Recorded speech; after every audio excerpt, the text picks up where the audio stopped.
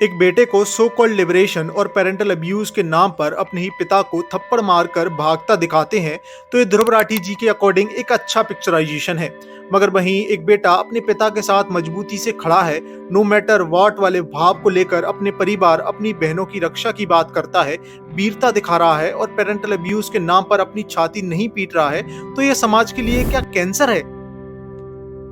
देखो यार, जितनी भी बोक वामपंथी हैं, इनका एक बहुत ही स्ट्रॉन्ग हथियार रहा है, जो कि है ये पेरेंटल अब्यूज का चमकता हुआ झुंझुना। इसका यूज करके बच्चों को भड़काना बड़ा ही आसान होता है, क्योंकि ऑब्वियस सी बात है, जब बच्चे युवा अवस्था यानी कि टीनेज में होते हैं, उस समय क्यूरियोसिटी के कारण उनका एक थोड़ा सा रिबेल माइंडसेट होता है। माता पिता की बातें, उनका अनुशासन अच्छा नहीं लगता, सो कॉल्ड लिबरेशन, स्वच्छंदता, वेस्टर्न लाइफस्टाइल की बातें बड़ी चमकती हुई और अच्छी लगती हैं। तो बस बच्चों की इन्हीं बातों का फायदा उठाना वामपंथी बहुत अच्छे से जानते हैं, और इसीलिए आप देखोगे कि वामपंथी के अधिकतर आर्ट फॉर्म में आपको इसका ग्लोरिफिकेशन मिलेगा, चाहे वो फिर मूवीज हो, सोशल मीडिया पर वीडियोज हो, उनकी राइटिंग्स हो आदि। क्योंकि ये बात भी स्वाभाविक है कि आज बच्चों के अपने फेवरेट इन्फ्लुएंसर्स हैं, जिनका कंटेंट वो कंज्यूम करते हैं, और ये कंटेंट आर्ट फॉर्म एक इजी टूल बनता है बच्चों के स्लो माइंड वॉशिंग के लिए। देखो, ये भी एक साइकोलॉजिकल गेम है जो हमारे साथ खेला जा रहा है। आप ध्यान से देखोगे तो मूवीज, वेब सीरीज, सॉन्ग्स और इन वीडियोस के थ्रू बार बार हमारे दिमाग में ये बात बैठाई जा रही है कि क्योंकि मेरे को बचपन में मेरे पिता ने डांट दिया था, या बहुत ही स्ट्रॉन्ग लैंग्वेज में समझाया था, या फिर एक थप्पड़ मार दिया था, इसके कारण मेरे मन में डर बैठ गया है। हाँ, जनरली ये लोग पिता के बारे में ही ऐसा दिखाते हैं, क्योंकि वो हमारी फैमिली की स्ट्रॉन्ग कड़ी है। तो उसमें दिखाया जाता है कि क्योंकि इसके कारण मेरे मन में ट्रॉमा बैठ गया है, तो इसलिए मैं डिप्रेशन का रोना रोऊंगा अब, और उसके बाद स्वच्छंदता, लिबरेशन की बातें करूंगा, जिसके बाद मेरे को गलत करने का भी सर्टिफिकेट मिल जाता है। इस प्रकार से ऐसी सब बातें सबकॉन्शियसली बार बार आपके माइंड में और आपके बच्चों के माइंड में बैठाई जा रही हैं, और आपको इमोशनली बहुत ज्यादा वीक और नपुंसक बनाने का काम बोक्स द्वारा चालू है। अब अगर आसान शब्दों में समझाऊं तो कुछ भी हो गया हो जीवन में, उसका रोना रोने लग जाओ, दोषारोपण करो परिवार पर, समाज पर, रीति रिवाजों पर, परंपराओं पर, मगर अपने अंदर नहीं झांकना।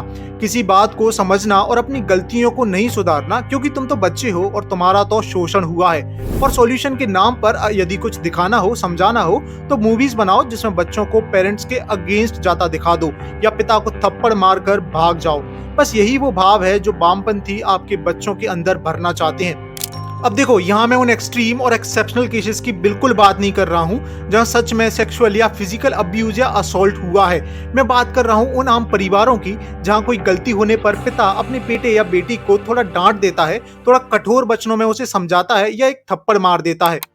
मगर इसी के लिए वामपंथियों का कहना होगा कि कभी कभार पिता ने डांटा था या थप्पड़ मार दिया था, तो उसी बात को लेकर बैठ जाओ या रोते रहो। बस आप सो कॉल्ड पेरेंटल अब्यूज के विक्टिम हो तो कमजोर बने रह जाओ, फिर डिप्रेशन या ट्रॉमा जैसे फैंसी शब्दों को पकड़कर बैठो, जिसके बाद पूरा एक मेडिकल का तंत्र तो है ही जो आपको एक्सप्लॉइट करेगा।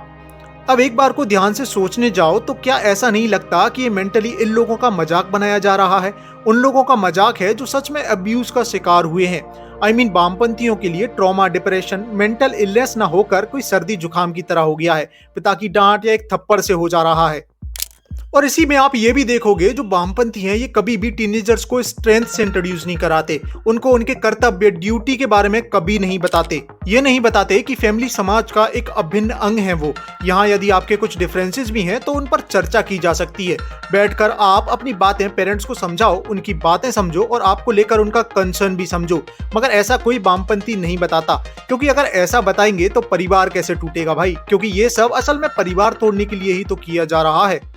और इस पेड़ में अगर आप ध्यान से देखोगे तो एक और ब्रांच निकलती है, जो कि है कि बच्चों को उनके परिवार के साथ साथ पारंपरिक व्यवसाय से भी घृणा करवाओ। बच्चों को पारंपरिक व्यवसाय से तोड़ने के कई सारे लाभ हैं। विदेशी कंपनी आपके ही व्यवसाय से बन रहे प्रोडक्ट को अपने लेवल के साथ बेचेगी और आपको आर्थिक रूप से कमजोर बना, गवर्नमेंट जॉब्स को एकमात्र ऑप्शन बना आपके सामने रख, आपको मेंटली और फिजिकली एक्सप्लॉइट किया जाएगा।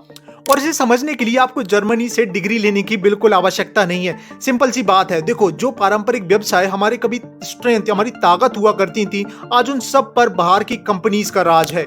जैसे कि पहले हमारे गांव में विश्वकर्मा समाज, चाहे वो सुतार हो, लोहार हो, बाड़ी हो, सभी के अराउंड गांव का मार्केट सर्कुलेट हुआ करता था। वहीं आज वही फर्नीचर ऑनलाइन विदेशी कंपनीज द्वारा बेचा जा रहा है, जिन्होंने हमारे इन पारंपरिक व्यवसायों को टेक ओवर कर लिया है। क्या आपको नहीं लगता कि इस सब कुछ पर हमारे विश्वकर्मा समाज का हक था?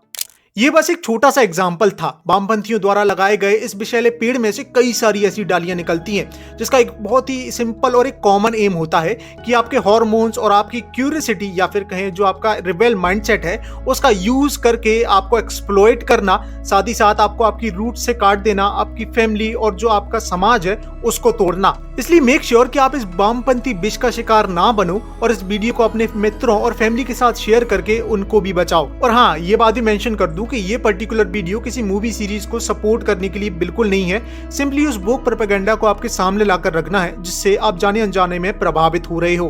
आपके क्या ओपिनियंस हैं इस पूरे विषय पर, वो मुझे कमेंट्स में बताना बिल्कुल नहीं भूलना। मैं जेन्युइनली उन्हें जानना चाहूंगा। बाकी कोई अपना वामपंथी भाई भी है जो इस वीडियो तक आ गया है, वो भी दो अब सब जरूर लिख कर जाना। बाकी बेद साइंस एंड मैथ्स पर अपने डिस्कशन यूं ही चलते रहेंगे। जय मां भारती।